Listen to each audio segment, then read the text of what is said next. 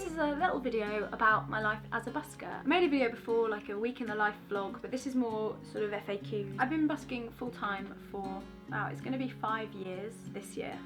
It's taken me a long time to make this a full-time career. I wasn't doing it full-time that whole time. I was working in a pub at the start, and I was a student for a little while. When I finished being a student, when I graduated and I realised that I hated working in a pub, I decided to take a bit of a leap and do this full-time. I think at the start I did face quite a lot of preconceptions about buskers, and I still hear a bit of that, but actually I'm surprised by how accepting people are of it as a career.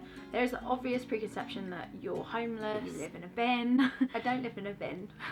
I live in a very nice flat in South London, and I pay my rent with the money that I make busking. People find that a bit weird sometimes, I guess. Yeah, there is a bit of a preconception. Pretty much all of the buskers that I know are buskers by choice, not because of a lack of any other option. In my song Streets of London, I say I get lonely and I get cold and I get tired. Obviously I get cold because it's London and it's freezing.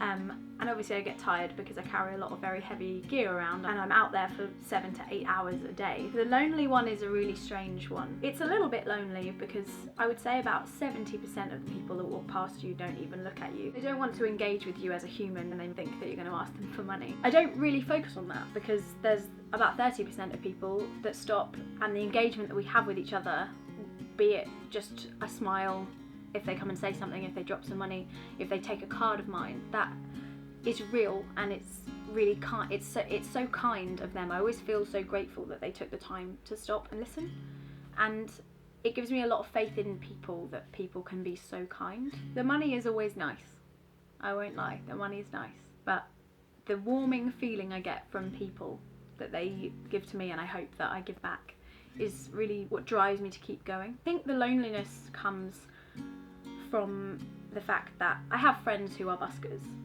but the majority of my friends before I was a busker live very different lives to me, and they're very accepting of what I do, but sometimes it is hard to do something that no one else is doing that you know. Like sometimes people start talking about work and the office, job interviews and their CVs and LinkedIn, and I feel so far from that, and I'm grateful because it sounds rubbish. But it's so frightening not doing what everybody else is doing and going completely against the grain. It's really nice that people acknowledge how brave it is, but at the same time I don't really feel like anyone understands it. There are a lot of other buskers that I'm really good friends with, so in that way they understand. But I think when you do something like busking, you can relate to their stories and what they're doing. But at the same time you both have such different experiences just day to day. But there's a really tight friendship between a lot of the buskers, especially in the area that I perform in.